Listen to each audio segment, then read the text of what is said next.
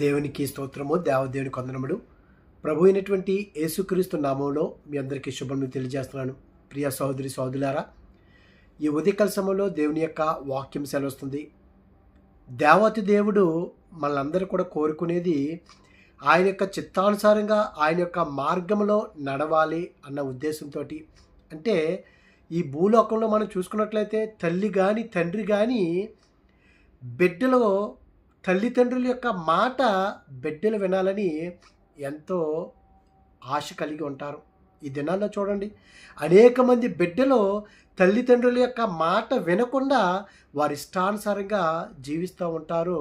తల్లిదండ్రుల యొక్క మాటకి విలువ ఇవ్వకుండా వారు ప్రవర్తించినటువంటి తీరును బట్టి వారి జీవితాలనే కోల్పోవటం మనం అనేక సందర్భాల్లో మనం చూసి ఉన్నాం.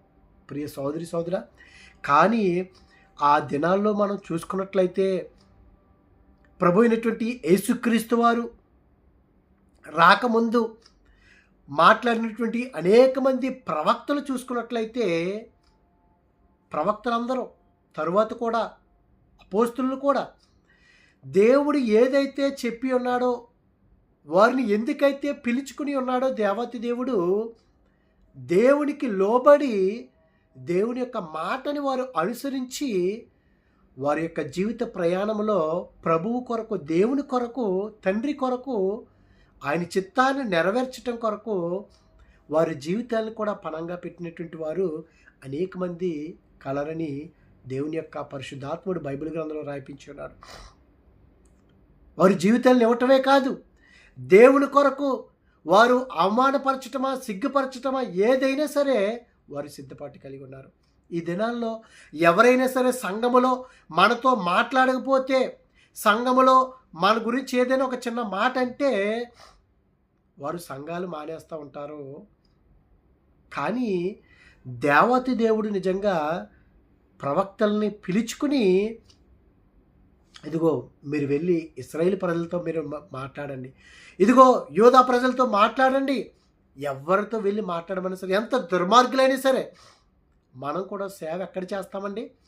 ఎక్కడైతే కంఫర్ట్గా ఉందో, ఎక్కడైతే బాగుందో అక్కడే చేస్తాం. కానీ భయంకరమైన పరిస్థితుల్లో మనం చేస్తామండి? బహు తక్కువ మందే చేస్తారు.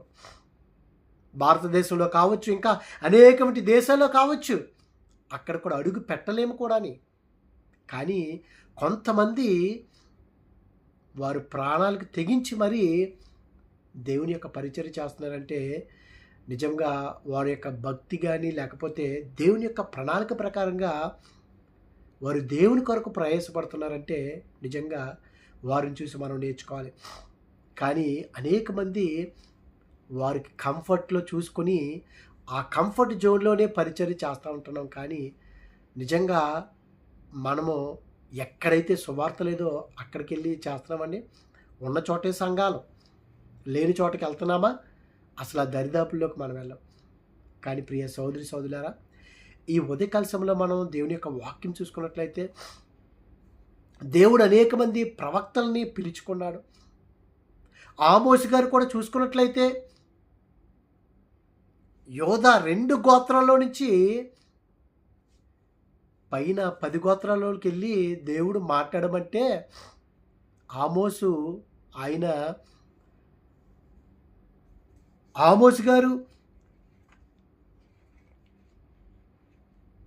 ఆయన గేదెలను కాచుకునేటువంటి వ్యక్తి, అంటే పశువుల్ని కాచుకునేటువంటి వ్యక్తిని దేవుడు పిలుచుకున్నాడో ఆ పిలుపుకి ఆయన లోబడ్డాడు. ఆయన మేడి పండ్లు ఏరుకునేటువంటి వాడైన ఆమోసు గారు మేడి పండ్లు ఏరుకునేవాడు. మేడి పండ్లు ఏరుకుంటుంటే దేవుడు ఆయన్ని పిలుచుకున్నాడండి. నిజంగానే ఆయన వెళ్ళి చిన్న దాంట్లోంచి పెద్దోడికి మనం చెప్తే వింటారండి? ఆ దినాల్లో కూడా ఆమోస్ గారు కూడా చెప్తుంటే ఇశ్రాయేలు ప్రజలు ఎవ్వడు కూడా వినలేదు. ఇదిగో నువ్వు ఎక్కడి నుంచి వచ్చావు, అక్కడికి వెళ్ళు, నీ జీతం నీకు అక్కడే దొరుకుతుంది, నువ్వు మా దగ్గరకు వచ్చి చెప్పినట్లయితే కనుక నీ సంగతి ఇంతే అని ఉత్తరాల మీద ఉత్తరాలు రాసేశారు. ప్రియ సోదరి సోదరా, ఇలాగ అనేక మంది ప్రవక్తలు చూసుకుంటే దేవుడు ఏదైతే చెప్పి ఉన్నాడో అట్టి ప్రకారంగానే వారు నడుచుకున్నారు, కానీ దేవునికి విరోధంగా వారు నడుచుకోలేదు. ఎందుకనంటే వారు దేవునికి లోబడ్డారు కనుకే ఇదిగో దేవతి దేవుడు ఆయనకి ఏ విధంగా అయితే కావాలో అట్టి రీతిగానే వారిని నడిపించున్నారు. ఈ ఉదయకాల సమయంలో మనం చూసుకున్నట్లయితే యెషయా గారు రాజ కుటుంబంలో నుంచి వచ్చినటువంటి గొప్ప వ్యక్తి యెషయా గారు. ఆమోజు కుమారుడైనటువంటి యెషయా గారు. ఉజ్జియా, యోతాము, ఆహాజు, హిజ్కియాను యోధారాజుల దినంలో యోధాను గూర్చియు యెరూషలేమును గూర్చియు ఆమోజు కుమారుడగు యెషయాకు కలిగినటువంటి దర్శనం. యెషయా గారు ఇంత పెద్ద ప్రవక్త అయ్యుండి రాజ కుటుంబంలోంచి వచ్చినటువంటి యొక్క యెషయా ప్రవక్త గారు చూసుకున్నట్లయితే దేవుని యొక్క మాటకు లోబడ్డాడండి ఈయన. ఎందుకనంటే ఇదిగో మనం ఏం చేస్తాం, ఒకరికి మాదిరికంగా మనం ఉండాలంటే మనం ఎంతో జాగ్రత్తగా ఉంటాం కదా. మనల్ని చూసి ఎదుటివారు నేర్చుకోవాలంటే మన పద్ధతులు, మన మాట తీరు, మన ఆలోచనలు, మన ప్రవర్తన చక్కగా ఉండాలి. అప్పుడు ఎదుటివారు చూస్తారో, పరిశీలిస్తారో, గమనించి మనల్ని నేర్చుకుంటూ ఉంటారు. అయితే దేవుడు నిజంగా ఇక్కడ ఎదుటివారికి గుణపాఠం చెప్పడానికి, ఎదుటివారికి పాఠాలు నేర్పించడానికి, వారికి సూచనగా ఇదిగో నీవు ఒక పని చెయ్యాలి. నిజంగా ఏ వ్యక్తి కూడా, ఏ ఒక్కరు కూడా చేయలేనటువంటి పనిని యెషయా గారు చేశారంటే నిజంగా దేవుడంటే ఎంత ప్రాణమో, ఎంత భక్తి అండి నిజంగానే. వీరి నుండి మనం ఏదో నేర్చుకోవాలి. మనం పైకి మాత్రమే భక్తి కలిగి మనం జీవిస్తాం, దాని యొక్క శక్తిని ఆశ్రయించినటువంటి వారిగా మనం జీవిస్తున్నామంటే నిజంగా ఇటువంటి భక్తులను చూసి మనం ఎన్నో విషయాలు నేర్చుకోవాలని దేవుని యొక్క వాక్యం సెలవుస్తుంది. యెషయా గ్రంథము 20 అధ్యాయంలో చూస్తే అనేక సార్లు మనం విన్నాం ఈ మాటలు. కానీ దేవుని కొరకు ఎంత తప్పించిపోయారు. దేవుని యొక్క మాట అంటే ఆయన ఆజ్ఞ ఇస్తే ఆజ్ఞను అతిక్రమించకుండా ఆజ్ఞకు లోబడి దేవునికి భయపడి ఆయన యొక్క చిత్తాన్ని నెరవేర్చడమేనండి. కానీ మనము ప్రభువా నాకు అది కావాలి, ఇది కావాలని దేవుని మర్చిపోతాము, దేవుని విడిచిపెట్టేస్తాము. యెషయా గ్రంథం 20 అధ్యాయంలో చూస్తే అష్షూరు రాజు అయిన సర్గోను అనే రాజు తర్తానును పంపగా అతడు అష్టోదునకు వచ్చిన సంవత్సరమున అష్టోదియలతో యుద్ధము చేసి వారిని పట్టుకొనెను. ఆ కాలమున యెహోవా ఆమోజు కుమారుడైన యెషయా ద్వారా ఇలాగూ సెలవిచ్చెను. దేవతి దేవుడు ఈ విధంగా మాట్లాడుతున్నాడు. ఏమని? నీవు పోయి నీ నడుము మీద గోనెపట్ట విప్పి, నడుము మీద గోనెపట్ట తీసేయమంటున్నాడండి దేవుడు. మనకున్నటువంటి ఆ గోనెపట్ట కావచ్చు, మనం తీసేస్తామండి. అసలు మనం తిరగలం అలాగా. కానీ దేవుని యొక్క మాటకి లోబడటం అంటే ఇదండి. దేవుని యొక్క మాట వినటం అంటే ఆయన ఏదైతే చెప్పాడో అది చేయటం. అబ్రహామా, నీవు ప్రేమిస్తున్నటువంటి నీ ఏకైక కుమారుని ఇస్సాకు నాకు బలిగా అర్పించంటే మృతుల్లో సైతము లేపగలిగినటువంటి శక్తిమంతుడని చెప్పేసి ఇవ్వటానికి సిద్ధపడిపోయాడు అబ్రహాము గారు. ఎంత గొప్ప వ్యక్తిత్వం అండి వీరికి. నిజమైనండి భక్తులండి వీరు. ఈయనతోటి అన్నాడు, నీవు పోయి నీ నడుము మీద గోనెపట్ట విప్పి నీ పాదం నుండి జోలి తీసివేయము. చెప్పులు తీసేయమంటున్నాడో, మన భాషలో చెప్పాలంటే ప్యాంటు తీసేయమంటున్నాడండి. గోనెపట్ట తీసే. ఎదుటివారి కోసం నువ్వు అంగలార్చాలి, ఎదుటివారి కొరకు నువ్వు సూచనగా ఉండాలి. నేనేమి చేయబోతున్నానో అది నువ్వు చేసి వారికి చూపించాలి అన్నాడంటే ఎంత భయంకరం అండి. మనమైతే ఏమంటామండి, అమ్మో నేను అవసరమైతే సేవ మానేస్తాను అంటాం. ఎవడైనా ఒక మాట అంటే చాలు కదా, దానికి భయపడిపోయి మానేస్తారు.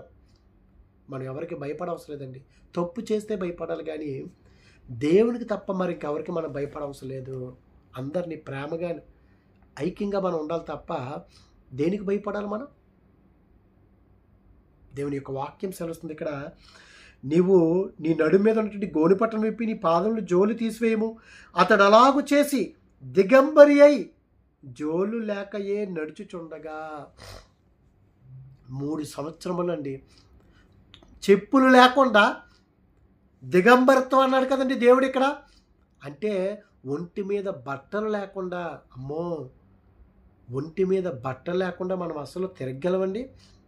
ఒక సేవకుడు, ఒక విశ్వాసి అంటే ఇప్పుడు తిరగమని కాదు, కానీ ఆ దినాల్లో ఇదిగో నేను ఎవరికైతే చేయబోతున్నానో, ఏ ప్రజలనైతే నేను ఈ విధంగా చేస్తున్నానో, నీవు వారికి సూచనగా నువ్వు చెయ్యి. దిగంబరిగా చెప్పులు లేకుండా నీవు నడుచుచుండగా యెహోవా నా సేవకుడైన యెషయా ఐగుప్తును గూర్చియు కూషును గూర్చియు సూచనగాను సాదృశ్యముగాను 3 సంవత్సరములు దిగంబరి అయి జోడు లేకయే నడుచున్న ప్రకారము 3 సంవత్సరములు ఐగుప్తును గూర్చియు కూషును గూర్చియు నువ్వు సూచనగానే ఉండాలి.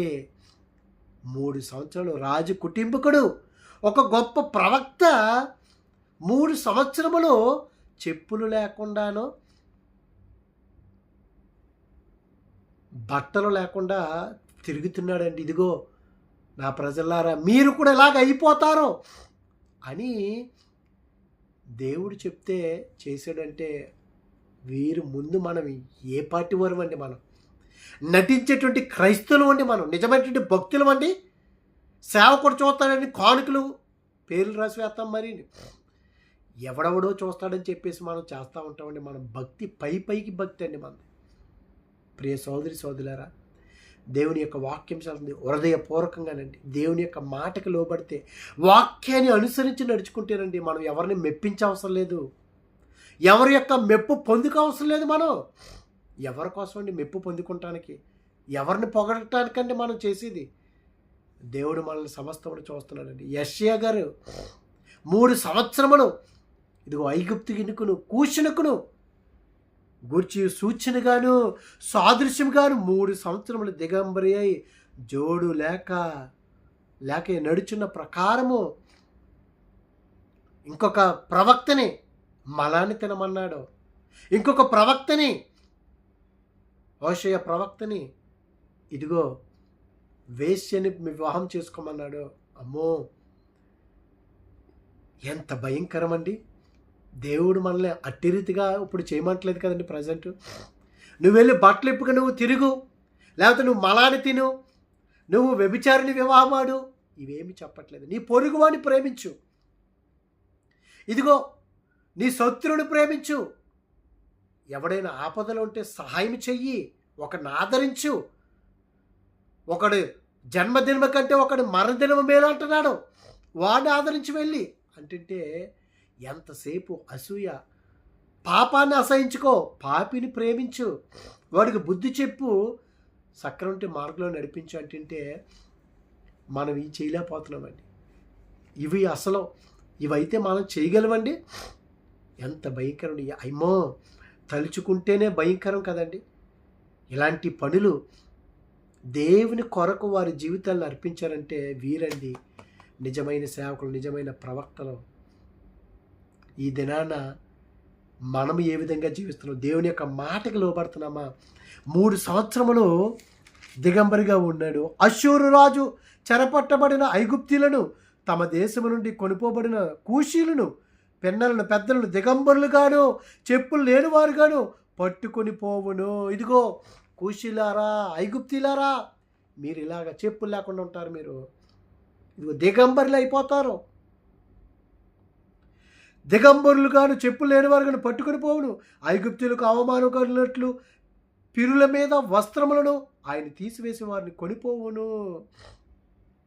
ప్రియ సోదరి సోదరా, చూడండి, వారికి సూచనగా ఇదేంటి ప్రభువా, దేవాతి దేవా తండ్రి, వారికి సూచనగా నేను చేయటం ఏంటయ్యా? వారితో వెళ్ళి మాట్లాడతాను, వారిని హెచ్చరించు అని అంటున్నాడా? దేవుని యొక్క మాటకి విధేయత చూపించడం ఇదేనండి. దేవుని యొక్క మాటకు లోబడటం. 3 సంవత్సరములు దిగంబరిగా ఉన్నటువంటి ప్రవక్త రాజ కుటుంబంలోంచి వచ్చినటువంటి వారు యెషయా గారు. ఈయన రాజ కుటుంబం నుంచి వచ్చాడు. ఈయన సాదాసీదా మనిషి కాదండి ఈయన. మనము ఒక సమయంలో అసలు తినటానికి, ఉండటానికి, కట్టుకోవటానికి బట్టలు లేవు. ఇప్పుడేమో దేవుని పరిచయం చేస్తుంటే దేవత దేవుడు కరుణించి 3 పూట్ల భోజనం ఇచ్చి చక్కటి బట్టలు ఇస్తే, ఏదో కొద్ది ధనం ఇస్తుంటే ఏమైపోతున్నారండి? అడుగు కిందకి పెట్టరండి. సామాన్యటువంటి మనుషుల దగ్గరికి వెళ్ళరు. ప్రభువారు ఆ విధంగా చూడలేదు కదండి. అందరినీ ఒకే రీతిగా చూస్తున్నాడు. పరలోకంకి వెళ్తే మీరు ఇక్కడ పెద్ద సేవకులు ఇక్కడ, చిన్న సేవకులు ఇక్కడ అని ఏమైనా సెపరేట్ చేస్తాడండి ఆయన? ఏమీ చేయడండి. నీ హృదయం సరిగ్గా ఉంటే నువ్వు ఎలాంటి ఒడవైనా సరే దేవుని దగ్గర ఉంటావు. నువ్వు దరిద్రుడివా, భూలోకంలోను ధనవంతుడివా, నీవు గనక దేవునికి నచ్చిన విధంగా పరిచర్య చేస్తే, దేవునికి నచ్చిన విధంగా నువ్వు జీవిస్తే, ఆయన పాద సన్నిధిలో ఆయనతో ముఖాముఖిగా మనం మాట్లాడతాం, ఆయన చూస్తాము, ఆయనతో ఆరాధిస్తాము. మనమే ఇక్కడ చిన్నవాడు పెద్దవాడిని వేరు చేస్తాము, ఆ విధంగానే చూస్తున్నాము, ఆ విధంగానే వారికి స్థలాలను కేటాయిస్తున్నాము. దేవుడు అలా చేయడండి. మనకి దేవుని యొక్క మాటకు లోబడ్డారంటే, యెషయా గారు 3 సంవత్సరములు కూషి దేశానికి, ఆఫ్రికాలో ఉన్నటువంటి దేశం, ఇదిగో ఇథియోపియా, ఐగుప్తుకి వారికి సూచనగా సాదృశ్యంగా నువ్వు బట్టలు లేకుండా తిరిగి అన్నాడంటే, ప్రియా సహోదరి సోదరా, ఈ దినాన కనీసం ఒక మాదిరికరమైన జీవితాన్ని మనం జీవిస్తున్నామా? వాక్యాన్ని బోధించేటప్పుడు మనకి శత్రువులు ఎందుకు?